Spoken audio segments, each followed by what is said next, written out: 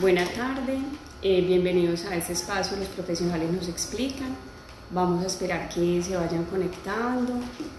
Mi nombre es Mónica Tobón, soy nutricionista dietista del Hospital General de Medellín. Y recuerden que este es un espacio que genera el hospital para conectarse con la comunidad. Hoy vamos a hablar de alimentación saludable, vamos a estar un ratito, vamos a hacer un recorrido general por el tema. Y si tienen algunas preguntas, pues muy bien las pueden elaborar en el chat. Bueno, vamos a esperar un momentico que nos acompañen más personas. Bueno, vamos a empezar por definir en alimentación saludable qué es la nutrición, ¿cierto? ¿Qué entendemos por nutrición? Entonces, nutrición va en relación al consumo de alimentos va en relación con las necesidades dietéticas del organismo, es decir, lo que nosotros necesitamos para funcionar correctamente. Una buena nutrición es aquella que es suficiente y equilibrada y está acompañada de actividad física. Es un elemento fundamental para una buena salud, dado que una mala alimentación puede alterar las condiciones de salud, tanto físico, mental, reduce la productividad. Por lo tanto, hay que tratar de lograr un equilibrio en la ingesta de alimentos y también tratar de mantener un peso normal, un peso saludable para la edad, para la estatura de la persona. La composición exacta de una alimentación saludable gira en torno también a la edad de la persona, al género, a las condiciones fisiológicas, a la actividad física. Entonces es más que todo individualizado, ¿cierto? Una alimentación saludable gira en torno a muchas cosas. Sin embargo, los principios básicos siguen siendo los mismos y podemos guiarlos como un denominador de las personas. Bueno, hay unos principios básicos que debemos tener en cuenta y se los voy a explicar. Una es que sea adecuada, debe ser una alimentación adecuada, pero adecuada en qué, en lo que les acabé de decir, adecuada en la edad, debe ser adecuada para tu edad, para tu género, para tu condición, para tu estado fisiológico, es decir, las necesidades de un adulto mayor no son las mismas que las necesidades de un niño o de una mujer en gestación, ¿cierto? Son diferentes. También cambian esas necesidades con la actividad física. Entonces, las personas que tienen, por ejemplo, que son deportistas de alto rendimiento, entonces tienen necesidades, unos requerimientos nutricionales muchísimo más altos. Bueno, debe ser variada en cuanto a qué, en cuanto a los grupos de alimentos. Hay unos grupos de alimentos establecidos que condicionan como esta ingesta de alimentos adecuada, pero eso los voy a explicar más adelantico. Entonces debe ser variada dentro de esos grupos, es decir, uno de esos grupos, por ejemplo, son las frutas y los vegetales. Si yo todos los días como ensalada de lechuga con zanahoria, todos los días, entonces no está siendo variada. Yo no estoy variando el grupo de vegetales, ¿sí? Los vegetales tienen muchos colores y esos colores indican unos nutrientes distintos, son fuentes de unos nutrientes específicos. Entonces, ¿cuál es la idea? En este término, en este principio de variada, que tenemos o debemos variar dentro de esos grupos de alimentos. Debe haber un balance en cuanto a lo que yo me como, a lo que nos comemos, sea lo que necesitamos. El organismo es muy inteligente, entonces el cuerpo utiliza lo que necesita, lo demás que hace con ello lo almacena. Entonces es ingerir lo que necesitamos y tratar de no excedernos. Los excesos son los que condicionan ese estado también nutricional y por ende de salud. Bueno, vamos a empezar con esos grupos de alimentos, que es muy importante. son 6 grupos de alimentos. Están las proteínas, están los hidratos de carbono, que también se llaman glúcidos o carbohidratos, las grasas, las legumbres y verduras, las frutas y los azúcares. Vamos a empezar por las proteínas. Las proteínas tienen una función muy importante en el organismo, y en realidad, bueno, no es una, son muchas. Cumple una función principal, que es la estructural, pero entonces forman parte de hueso, de la sangre, de la piel, de órganos, sí, pero también desarrollan otras funciones que son metabólicas, que son de procesos. Esas proteínas están... Voy a explicarles el porcentaje que debe, para que esté dentro de una dieta equilibrada, el porcentaje de proteínas que debemos consumir, del 12 al 15%, pero el 12 al 15% ¿de qué? ¿Cierto? Se valora como una ingesta promedio de 2.000 calorías, por eso es usual que en las etiquetas de los alimentos ustedes encuentren que dicen aporta tantas calorías con respecto a 2.000 calorías, que es lo que se espera o se recomienda. Realmente la mayoría de las personas consumimos más de 2.000 calorías. 2.000 calorías es un equilibrio y es estandarizado pues también. Hay que tener claridad de que esta alimentación saludable, estos como apuntes generales, son para personas sanas. Las personas que tienen ya unas patologías, unas preexistencias, sí tienen que ser valoradas, porque se les debe hacer una derivación de la alimentación o de la dieta. Bueno, entonces respecto al porcentaje de calorías que se recomienda, que son 2.000, de esas 2.000 calorías, del 12 al 15% es lo que se recomienda de ingesta proteica. Más de ahí, ya esas proteínas no se estarían utilizando en lo que se requiere, o estarían quitando el espacio a otros nutrientes que son fundamentales. Yo me salté un pedacito, les voy a explicar algo primero. Les voy a hablar de los nutrientes. Hay macronutrientes y hay micronutrientes. Los macronutrientes son estos grupos de los que empecé a hablarles, que son unas moléculas muy grandes, o es lo que más necesitamos en mayor cantidad. ¿Cuáles son esos macronutrientes? Entonces, las proteínas, los carbohidratos y las grasas. Los micronutrientes son los minerales y las vitaminas. ¿Listo? Ahora sí, volvemos. Entonces, de esos macronutrientes necesitamos del 12 al 15% respecto a las calorías recomendadas. ¿Dónde la encontramos? Entonces las podemos encontrar en las proteínas animales, en todos los alimentos de origen animal: carne, pescado, huevo, lácteos y sus derivados. Hay proteínas que llamamos de alto valor biológico y proteínas de bajo valor biológico. ¿Por qué? Las proteínas que provienen de fuentes animales son proteínas completas, es decir, estas proteínas son moléculas muy grandes, y para degradarse, cuando se degradan, se convierten en aminoácidos para poder ser absorbidos. Entonces, estas proteínas de origen animal tienen esos 21 aminoácidos, mientras que las de origen vegetal solamente no están completas, no tienen esos aminoácidos completos y no se pueden absorber completamente. Entonces, por eso decimos que las proteínas de origen animal son de alto valor biológico. De estas proteínas recomendamos del 12 al 15%. Bueno,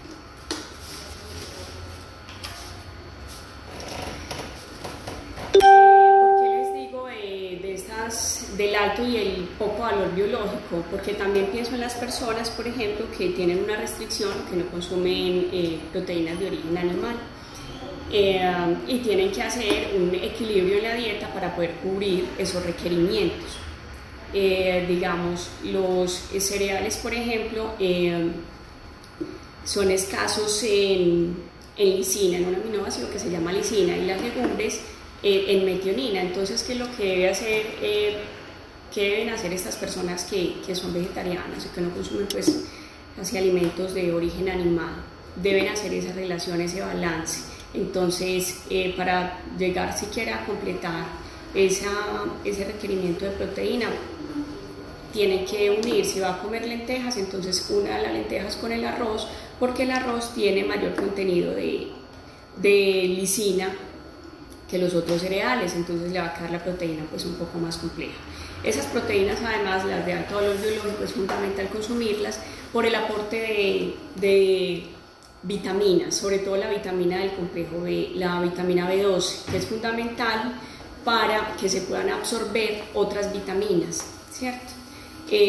Por eso es también muy importante que las personas que no tienen una ingesta adecuada de estas proteínas deben buscar o deben ser vistos por un nutricionista para que les indique una suplementación o una dieta que les alcance a cubrir, que por lo general pues sí requieren una suplementación. Bueno, los otros alimentos, como les decía, las legumbres y los cereales también contienen, y las frutas también contienen proteínas, pero en cantidades pues más pequeñas y no completas. Esas legumbres son las legumbres de lo vegetal, la legumbre es la que más contiene pues proteína, que son pues como los frijoles, la lenteja, los garbanzos, las habas, contienen muchísimo más que, por ejemplo, las frutas. Entonces, de elegir, tienen que saber elegir. No es lo mismo que se consuma un frijol pensando en proteína que consuma un brócoli. No le va a aportar prácticamente nada de proteína. Y la que contiene, la absorción va a estar muy limitada. Entonces, realmente pues, no tendría un aporte adecuado. Bueno, vamos para otro macronutriente, los hidratos de carbono. Hidratos de carbono, glúcidos o carbohidratos. Esos carbohidratos son muy satanizados. Es muy usual encontrar que, pues, expresiones en la gente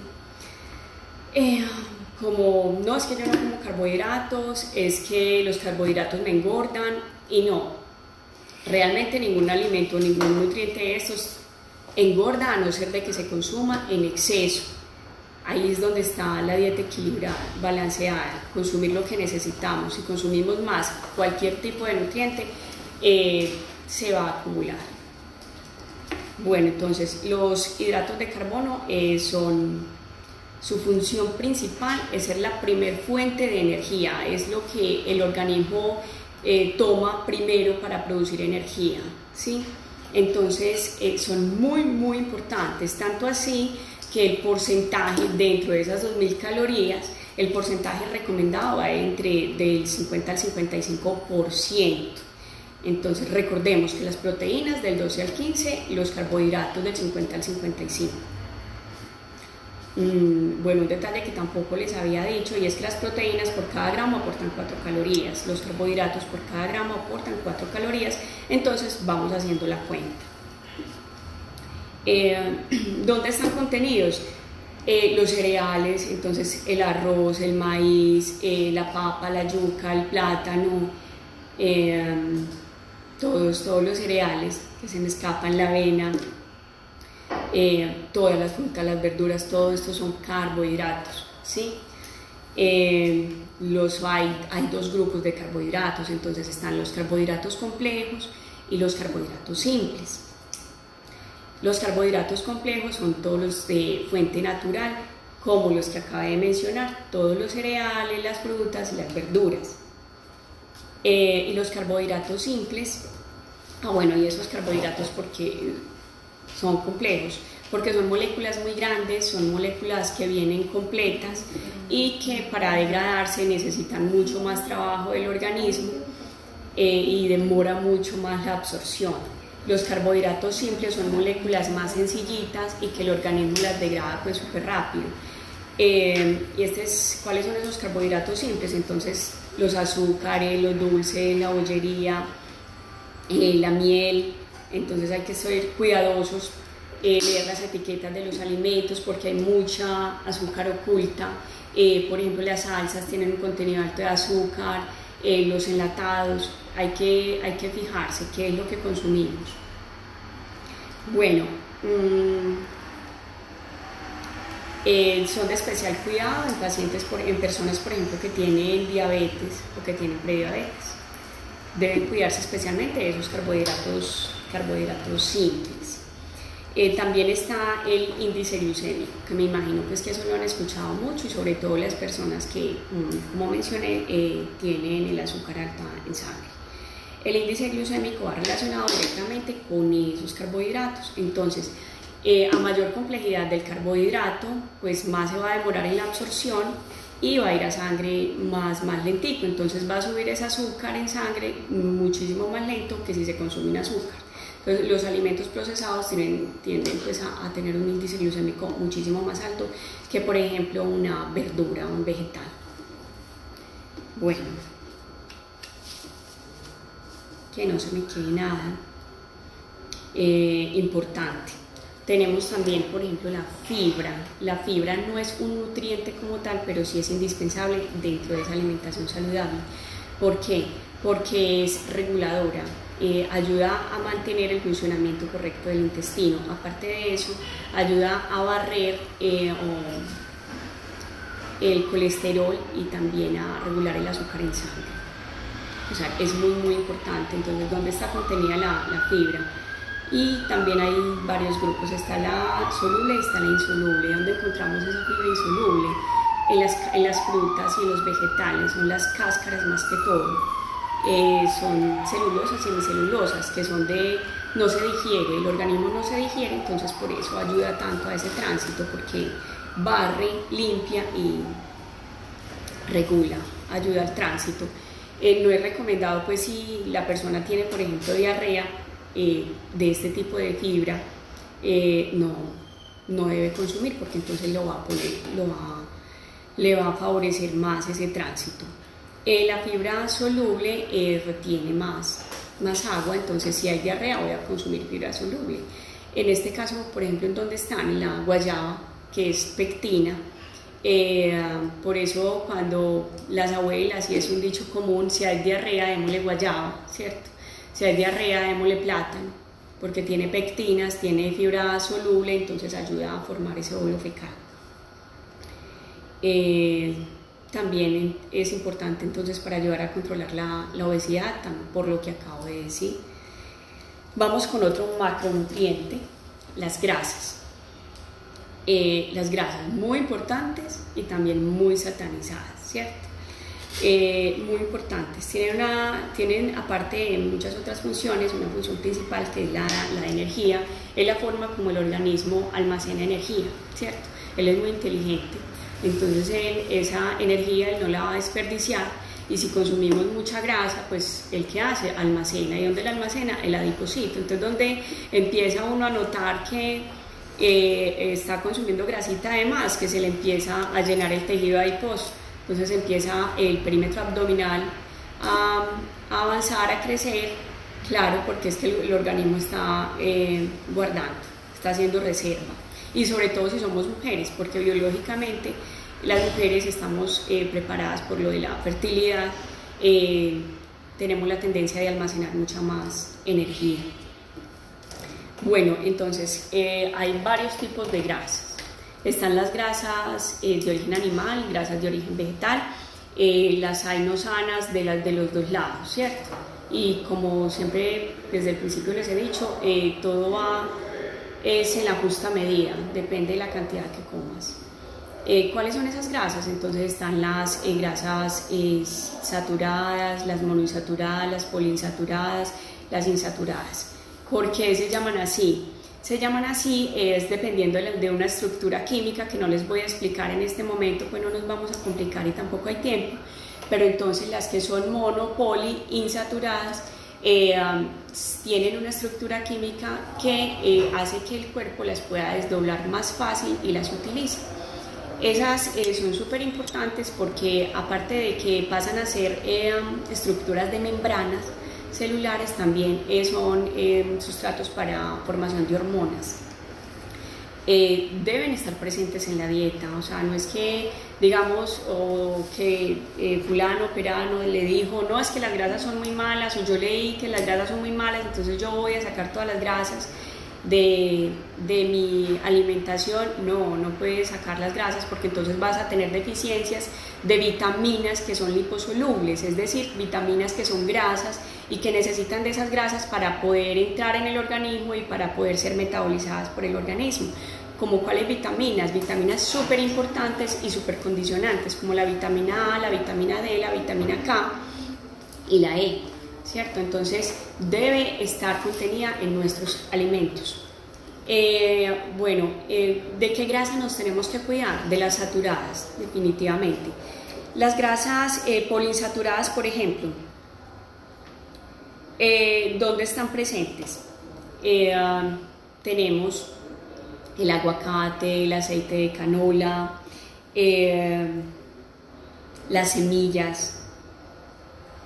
Tenemos grasas saturadas que son de origen vegetal y que hay que cuidarnos de ellas, y que actualmente ha salido por ahí como una corriente de saludable entre comillas, no lo decimos nosotros, lo dice el internet, y es el aceite de coco. El aceite de coco es una grasa saturada.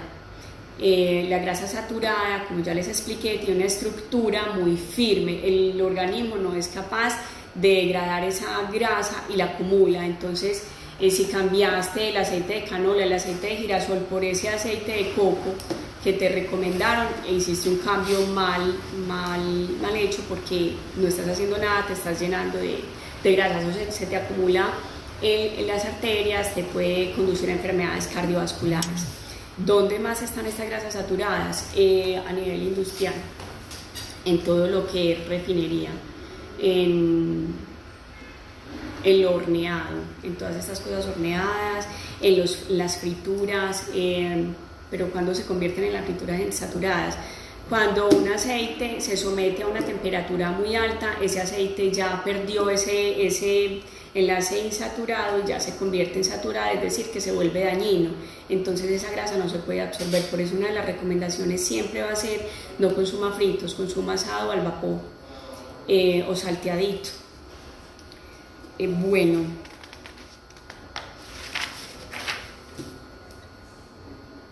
Me faltó la ingesta, no les he dicho la ingesta de grasa recomendada, es del 30 al 35%.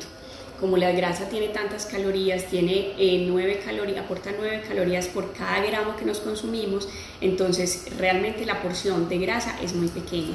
Son de 3 a 5 porciones en el día, dependiendo también del estado de salud de la persona, el estado nutricional. ¿Y cómo cumplimos con ese requerimiento? El poquito de grasa que le agrega a la ensalada, que ojalá sea crudo, ¿cierto? Si es de oliva, ahí va una grasa monoinsaturada y ahí es una grasa buena, y es cruda, entonces ahí va una porcioncita, va la porción de grasa en el arroz con la que preparó el arroz, el poquitico con el que salteó la carne o salteó los vegetales, el pedacito de aguacate, que no debe ser medio, debe ser un cuartico de aguacate, y no un cuarto de un aguacate gigante, sino de un aguacate normal, ¿cierto? Un cuartico es la porción, y ahí ya vamos como con 4 grasas. En realidad, entonces con 5 porcioncitas cumplimos el requerimiento, que son de 30 a 35 calorías, por ciento de las calorías recomendadas total, que recuerde que son 2000. La recomendación es que sean más de las mono, es decir, del aceite de oliva, por ejemplo, del aguacate, de los frutos secos, ojalá el pescado, que el pescado ya nos aporta eso, omega 3, son ácidos grasos fundamentales, porque de allí se deriva el DHA y el araquidónico, y son fundamentales, por ejemplo, para la mujer en gestación y para los niños en crecimiento, por su función en el desarrollo cerebral. Entonces es muy importante, y ojalá en nuestra ingesta estén representados estos ácidos grasos, que estos serían poliinsaturados. Bueno, ya pasamos a las vitaminas. Las vitaminas también las hay de dos formas: están las vitaminas hidrosolubles y las vitaminas liposolubles. Ya ahorita les había hablado de las liposolubles. Las liposolubles son las que tienen que tienen que tener como vehículo la grasa para poder ser absorbidas y son un componente también graso, es decir, no le aportan en las grasas. Si consumes aceite de oliva, si consumes aguacate, ahí tienes vitamina E, en fin. El huevo y la leche. Las vitaminas hidrosolubles son las vitaminas del complejo B básicamente, y son vitaminas que son solubles en agua, por eso son hidrosolubles. Y la vitamina C también está dentro de estas vitaminas. Son vitaminas que se pierden muy fácilmente. En la preparación, por ejemplo, de los alimentos, de los vegetales, como tal, perdemos muchos de estos nutrientes porque se quedan en el agua de remojo. Y la vitamina C, cuando le quitamos la cáscara al alimento, perdemos la mayoría de la vitamina C, ¿cierto? Entonces, por ejemplo, si se va a comer una manzana, lávela, desinféctela y cómasela, no la pele. Igual sucede con la uva, con la guayaba. La guayaba es la fruta que más vitamina C aporta. Casi que cumplimos el requerimiento de vitamina C del día con una guayaba.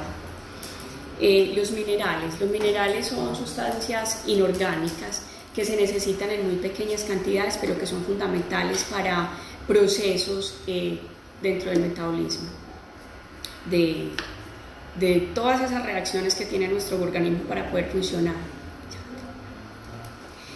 Bueno, entonces voy a agilizar. Entonces, ¿cuáles son esos minerales? Calcio, zinc, hierro, fósforo, yodo, potasio, flúor. Necesitamos en muy pequeñas cantidades, pero lo necesitamos. Necesitamos en los alimentos más potasio que sodio, y en la ingesta normal de alimentos tendemos, o en la dieta normal de las personas, se tiende a consumir muchísimo sodio y poquito potasio, ¿cierto? Entonces tenemos que disminuir esos alimentos que nos aportan mucho sodio, como todos los embutidos, como todos los procesados, y aumentar los vegetales para aumentar esa ingesta de potasio, que nos ayuda también a prevenir enfermedades y nos ayuda con el proceso metabólico.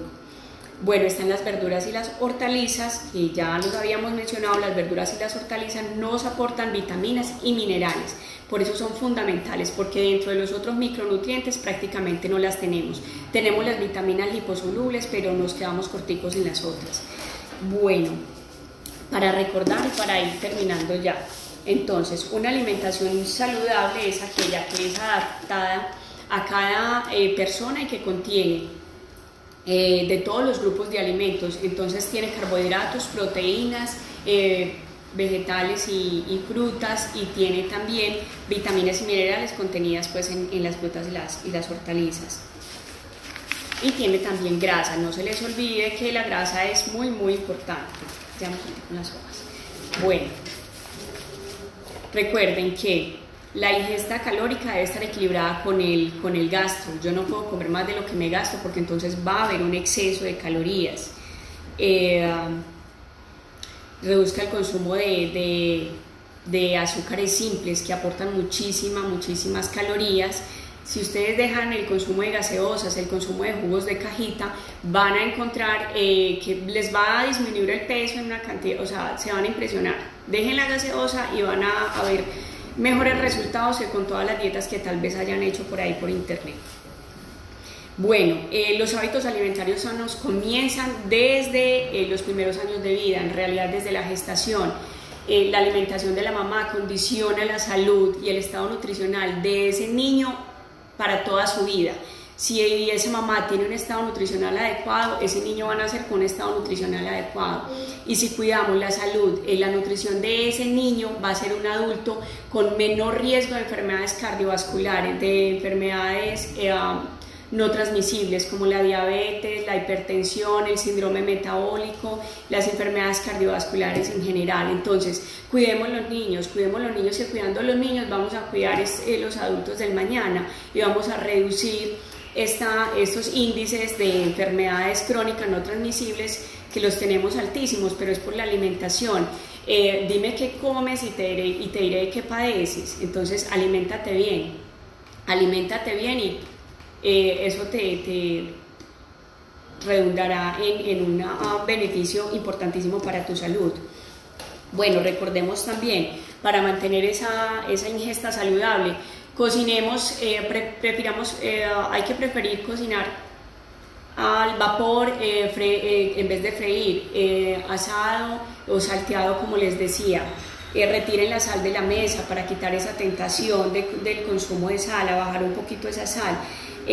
Consumamos las grasas polisaturadas como la canola, el aceite de canola, de soja, el aguacate, los frutos secos, el pescado. El huevo es satanizado y el huevo realmente es un nutriente demasiado completo, entonces podemos consumir huevo, entre 2 y 3 huevos, entonces cuidemos, no dejemos de comer el huevito que aporta muchos nutrientes, cuidemos la salud de nuestros adultos mayores. La vitamina D, por ejemplo, y la vitamina B12, que son deficitarios en estas vitaminas, hay que cuidarlos. En los niños es fundamental el zinc y los ácidos grasos, como les dije ahorita, para el funcionamiento del cerebro.